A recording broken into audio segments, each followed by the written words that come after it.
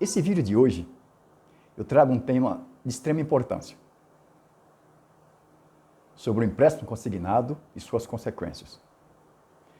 Principalmente para as pessoas aposentadas, as pessoas pensionistas, pessoas idosas, geralmente. Mesmo quem não seja aposentado, pensionista, mas geralmente tem um pai aposentado, um tio aposentado, um avô. E é importante que preste atenção nesse vídeo para que não caia nas ciladas de alguns bancos. Mas antes que eu fale do vídeo propriamente dito, inscrevam-se no meu canal, deixe seu like, para que eu possa produzir outros conteúdos importantes, conteúdos jurídicos. Visitem também o meu canal, lá tem vídeos a respeito do divórcio, suas consequências. Pois bem, eu vou trazer hoje um caso concreto para falar para vocês a respeito do empréstimo consignado e suas ciladas. Meu cliente fez um empréstimo consignado para pagar em 72 meses. Terminou o empréstimo consignado. Depois, no mês seguinte, foi sacar seu pagamento, seus proventos.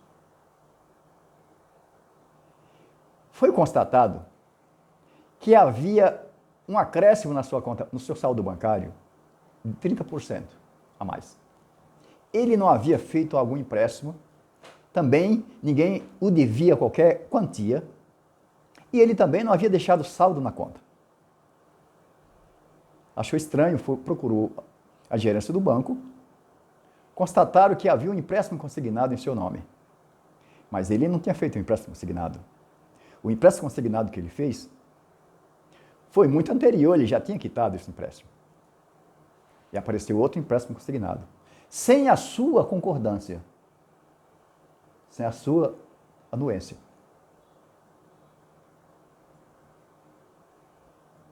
Como ele tinha certeza que ele não tinha feito esse empréstimo, ele foi à delegacia, fez um BO.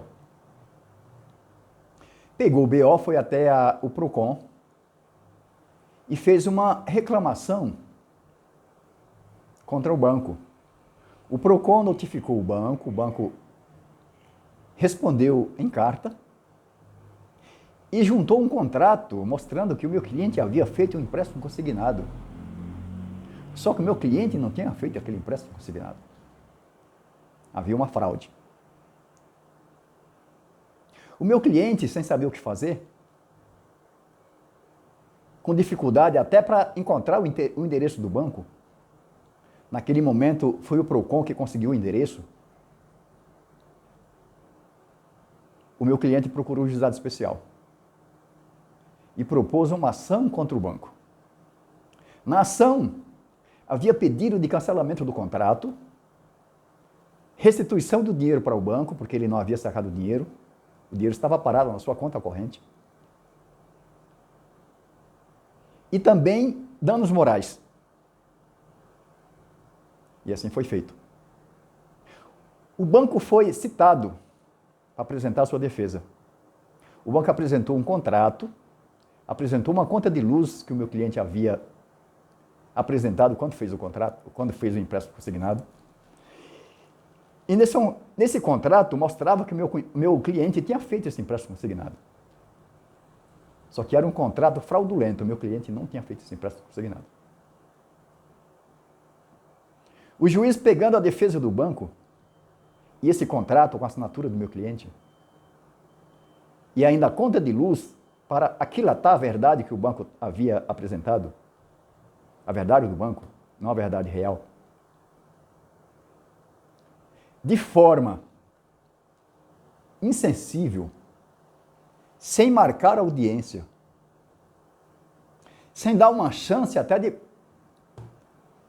de um acordo entre o banco e o meu cliente, julgou o processo com resolução do mérito, deu causa-ganha ao banco.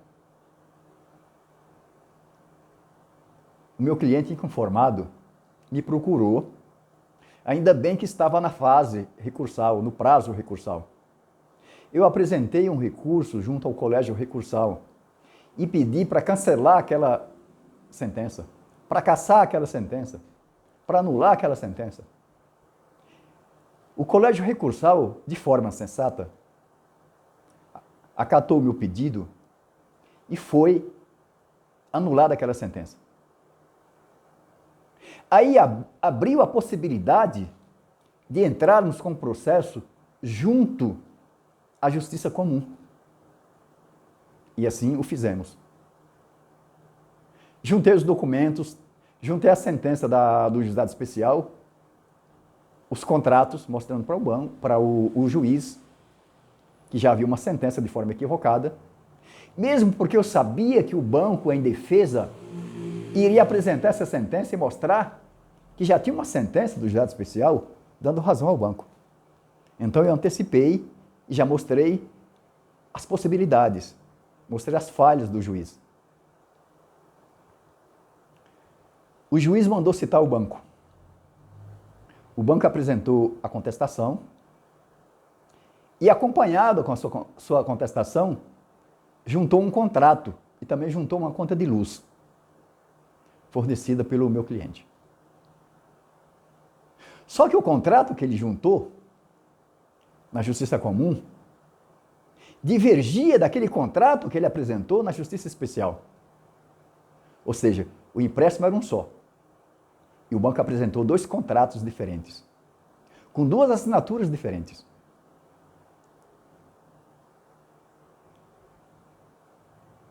Veja a contradição. O bandido sempre deixa rastro. Aí, conclusão. Abriu o prazo para eu apresentar a réplica. Na réplica, eu apontei todas essas divergências e apontei todos os erros e colei parte dos dois contratos mostrando, porque esse material ia ficar para o perito verificar. Porque eu havia pedido perícia grafotécnica para verificar se aquela assinatura saiu das mãos do meu cliente. O juiz nomeou o perito, mandou fazer a perícia. O perito recolheu a assinatura do meu cliente, aliás, várias assinaturas. Depois juntou ao processo essas assinaturas. Como estava já na pandemia, o perito demorou a apresentar o laudo conclusivo. Nesse lapso temporal, um advogado do Banco do Paraná,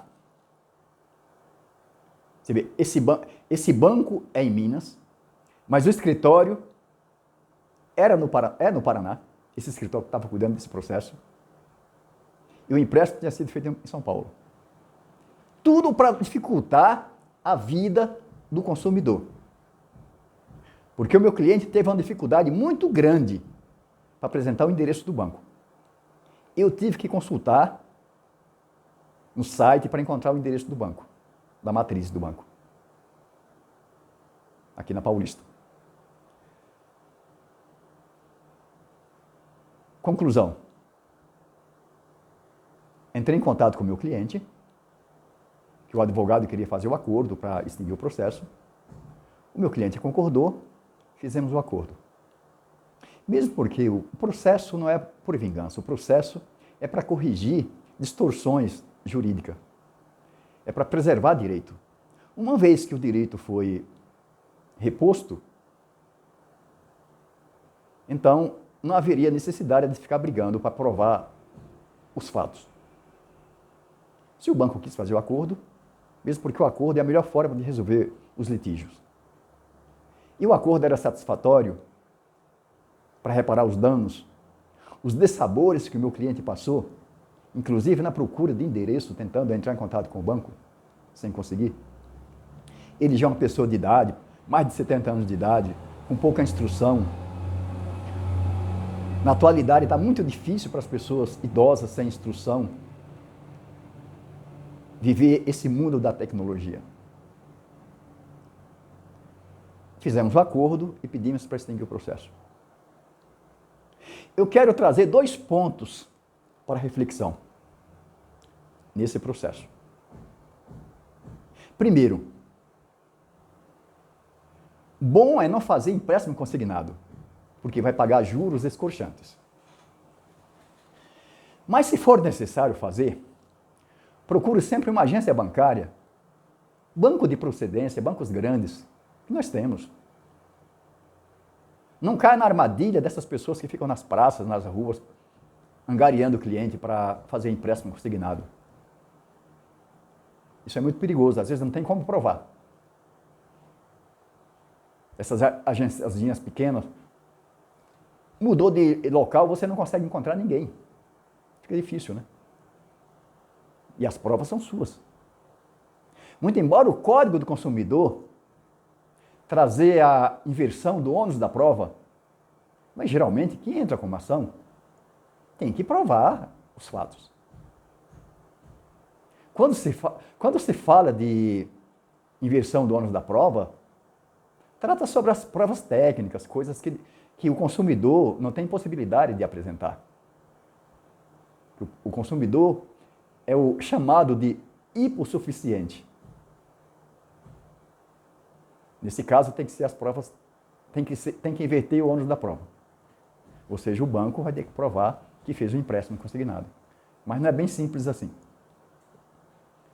O outro ponto mais importante, antes de entrar com o processo, quando verificar que há uma fraude no caso desse, no caso de um empréstimo consignado, consulte um advogado de sua confiança, que conheça da matéria, para que possa analisar os fatos, analisar os documentos e que tipo de processo vai entrar, que pedido vai fazer.